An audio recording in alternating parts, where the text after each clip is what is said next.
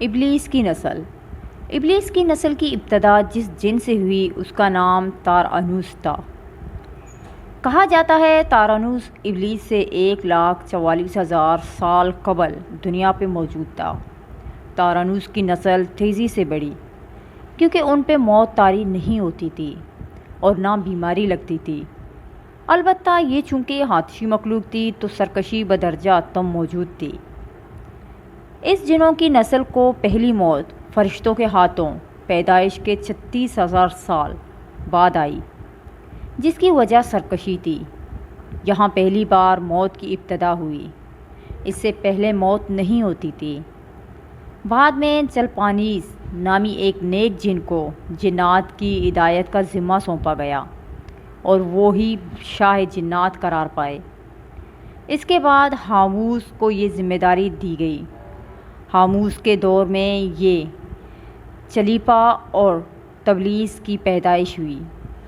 یہ دونوں اپنے وقت کے بے حد بہادر جنات تھے اور ان کی قوم نے چلیپا کو شاشین کا لقب اس کے شیر کے جیسے سر کی وجہ سے دیا۔ ان دونوں جنات کی وجہ سے ساری قوم کہنے لگ گئی کہ ہمیں اس وقت تک کوئی نہیں ہرا سکتا جب تک شاشین اور تبلیس ہمارے درمیان موجود ہیں۔ دوستو، ان دونوں کی وجہ سے قوم کے جنات آسمان تک رسائی کرنے لگے اور تیسرے آسمان پر جا کر شرارت کراتے تھے۔ ایسے میں حکم الہی سے فرشتوں نے ان پر حملہ کیا اور عبرت ناک شکست دی۔ اسی دوران جب اسرائیل علیہ السلام کو ابلیس نے دیکھا تو سجدے میں گر گیا۔ دوستو، ابلیس شروع سے ہی ایک نڈر اور ذہین بچہ تھا۔ اس میں باپ کی بہادری اور ماں کی مکاری کوٹ کوٹ کر بھری ہوئی تھی۔ اس نے ملائکہ کے ساتھ جا کر توبہ کا باقاعدہ اعلان کیا اور پھر فرشتوں سے فیض علم حاصل کرنے لگا۔ علم حاصل کرنے اور ریاضت کا یہ عالم تھا کہ پہلے آسمان پہ عابد، پھر دوسرے آسمان پر زائد، تیسرے آسمان پر بلال اور چوتھے آسمان پر والی، پانچویں آسمان پر تقی اور چھٹے آسمان پر قبازان کے نام سے مشہور ہوا۔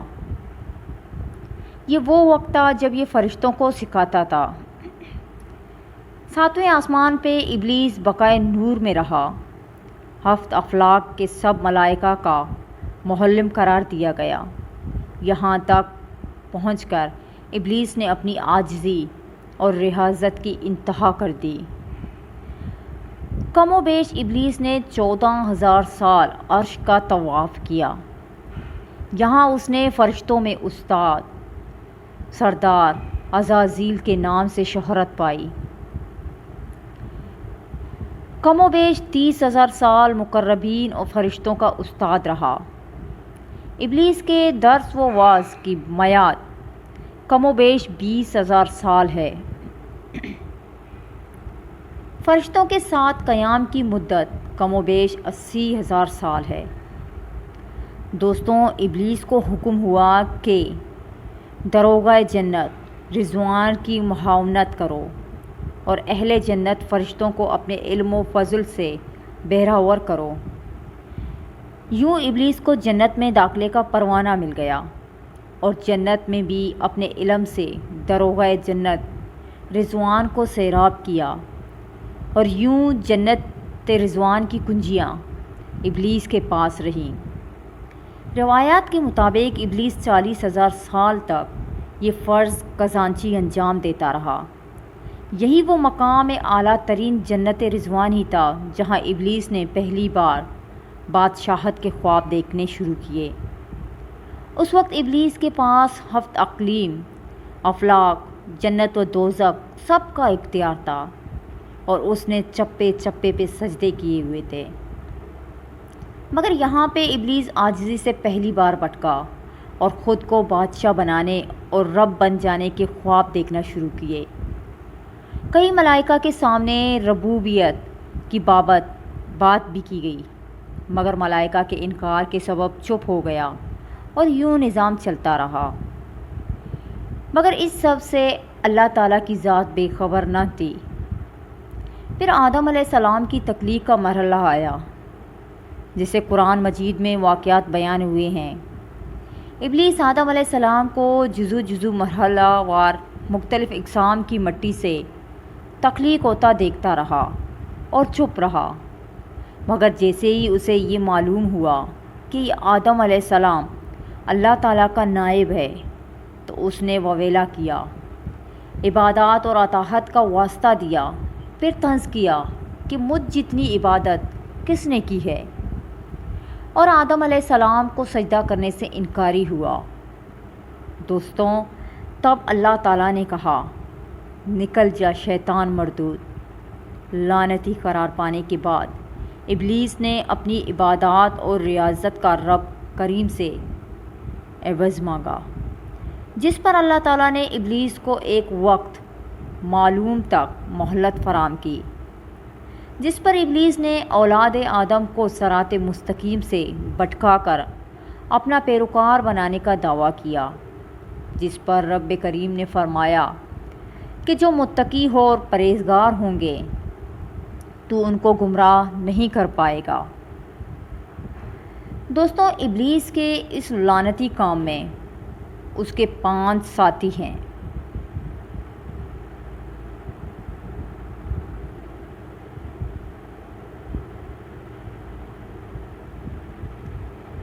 نمبر 1، صبر۔ اس کے اختیار میں مصیبتوں کا کاروبار ہے، جس میں لوگ آئے و ویلا کرتے ہیں، گریبان پھاڑتے ہیں، منہ پہ تماچے مارتے ہیں اور جاہلیت کے نعرے لگاتے ہیں۔ دوسرا، عہور۔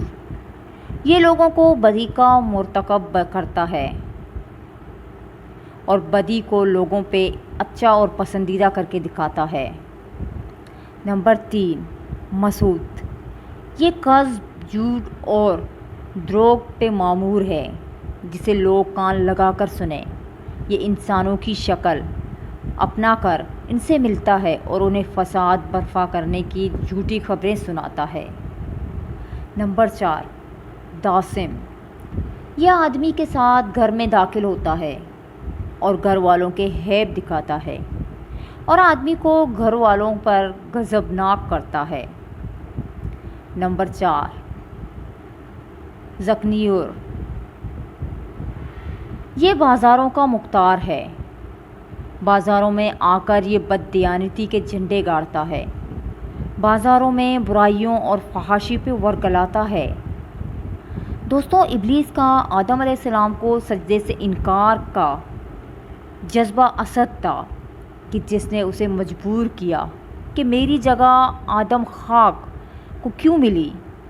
یہ اس کا جذبہ تکبر اور غرور تھا کہ میں اعلیٰ ہوں، اور اس ایک سجدے کے انکار کی بات نہیں تھی، بات اطاعت سے سرکشی کی تھی، شرک کی تھی۔